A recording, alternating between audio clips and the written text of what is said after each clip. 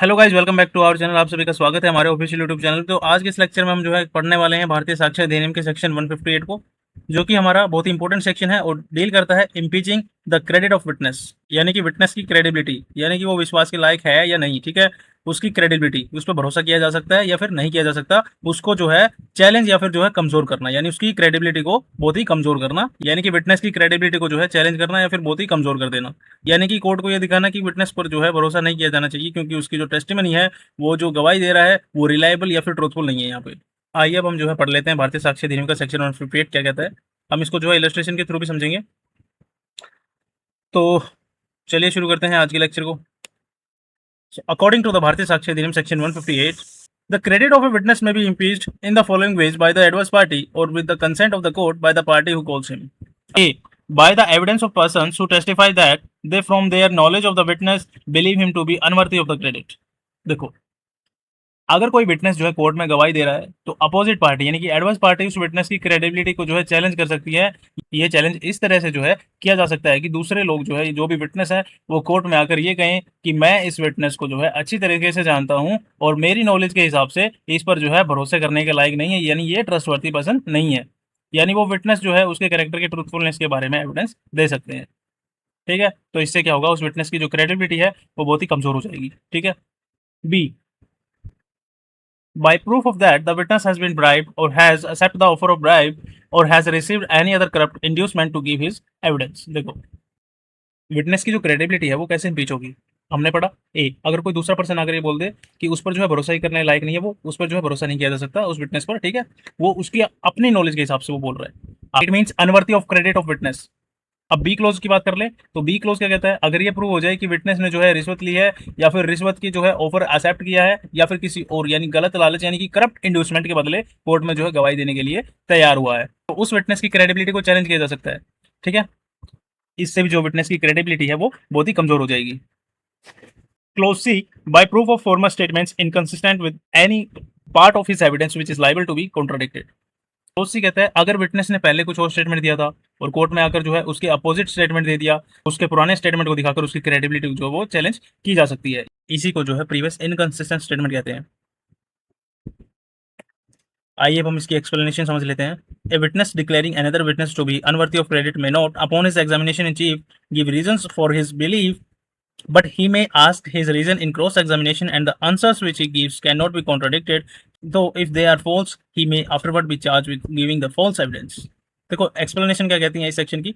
Explanation यहाँ पर ये चीज क्लियर करती है कि अगर एक विटनेस कोर्ट में आकर ये कहता है कि मेरी नज़र में दूसरा विटनेस जो है वो ट्रस्टवर्दी नहीं है, तो एग्जामिनेशन इन चीफ, जब उसकी पार्टी यानी कि उसकी अपनी ही पार्टी उसको जो है क्वेश्चन पूछ रही होती है, उसको बोलते हैं हम एग्जामिनेशन इन चीफ की स्टेज। ठीक है, यानी कि एग्जामिनेशन इन चीफ में वो इस बात का रीजन नहीं बता सकता कि उसे जो है ऐसा क्यों लगता है, लेकिन जब क्रॉस एग्जामिनेशन होगी, अपोजिट पार्टी उससे जो है क्वेश्चन पूछेगी, तब उससे पूछा जा सकता है कि तुम्हें ऐसा क्यों लगता है कि ये विटनेस जो है ट्रस्टवर्थी नहीं है।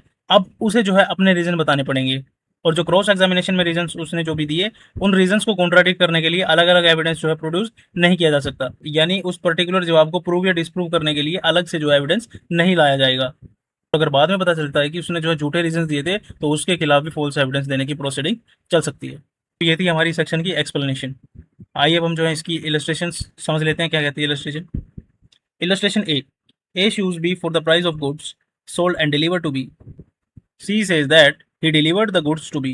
Evidence is offered to show that on a previous occasion he said that he had not delivered goods to B. The evidence is admissible। देखो, इलस्ट्रेशन ए क्या कहती है यहाँ पे। इलस्ट्रेशन ए जो है ये कहती है कि ए ने बी के खिलाफ जो है केस फाइल किया है कि मैंने जो है बी को गुड्स बेचे और जो है डिलीवर किए थे, अब बी पेमेंट नहीं दे रहा। ठीक है, और जो सी है वो कोर्ट में विटनेस बनकर जो है ये बोलता है कि मैंने जो है खुद डिलीवर किए थे गुड्स बी को, लेकिन अपोजिट पार्टी प्रूफ लाती है कि पहले किसी और ओकेजन पर सी ने कहा था कि मैंने जो है बी को गुड्स डिलीवरी नहीं किए थे। यानी सी के दो स्टेटमेंट है। पहला स्टेटमेंट मैंने गुड्स जो है डिलीवर नहीं किए, और कोर्ट में जो उसने स्टेटमेंट दी है वो क्या कहता है, मैंने गुड्स जो है वो डिलीवर किए थे। तो दोनों जो है स्टेटमेंट एक दूसरे के अपोजिट है, यानी कि इनकंसिस्टेंट है। तो कोर्ट कहेगी कि सी का पहला कॉन्ट्राडिक्टरी स्टेटमेंट जो है वो एविडेंस के रूप में एडमिसिबल है, क्योंकि इसका जो पर्पस है ये दिखाना है कि सी एक रिलायबल विटनेस नहीं है। इससे जो सी की क्रेडिबिलिटी है वो इम्पीच होती है। Illustration B, A is accused of the murder of B. She says that B, when dying, declared that A had given B the wound of which he died. Evidence is offered to show that on a previous occasion, C said that B when dying did not declare that A had given B the wound of which he died, the evidence is admissible. देखो illustration B में क्या है, यहाँ पर जो है इसके facts देखो क्या बताएं इसमें। ए पर जो है बी के मर्डर का चार्ज है और सी कोर्ट में विटनेस बनकर कहता है कि जब बी मरने वाला था यानी उसकी डाइंग डिक्लेरेशन के दौरान, तब बी ने जो है कहा था कि ए ने मुझे ये चोट जो है वो पहुंचाई है। ये स्टेटमेंट जो है ए के खिलाफ जाती है, ऑब्वियसली जा रही है, ठीक है। लेकिन अपोजिट पार्टी प्रूफ लाती है कि पहले सी ने जो है कुछ और बोला था।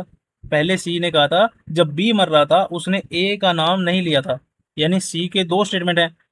पहला स्टेटमेंट में क्या बोलता है वो, बी ने ए का नाम नहीं लिया था। अब जो है कोर्ट में आकर क्या बोलता है, यानी कोर्ट में क्या स्टेटमेंट देता है वो कहता है कि बी ने जो है ए का नाम लिया था। दोनों स्टेटमेंट जो है वो एक दूसरे के इनकंसिस्टेंट है, ठीक है। तो कोर्ट कहेगी कि यहाँ पर जो सी का जो पुराना कॉन्ट्राडिक्टरी स्टेटमेंट है वो एडमिसिबल है, क्योंकि इसका पर्पस जो है ये प्रूव करना है कि सी की टेस्टिमनी जो है रिलायबल नहीं है और उसकी क्रेडिबिलिटी पर जो है वो डाउट है। तो यही था हमारा सेक्शन 158 ऑफ भारतीय साक्ष्य अधिनियम। आई होप आपको जो है अच्छे से समझ आ गया होगा। अगर आपका कोई डाउट रहता है तो मेरे को कमेंट सेक्शन में बता देना। So thanks for watching guys. That's all for section 158 of Bharatiya Sakshi Adhiniyam. I hope you really enjoy this video. So don't forget to like and subscribe. Ajay Sharma. Wish you all the best. Keep watching.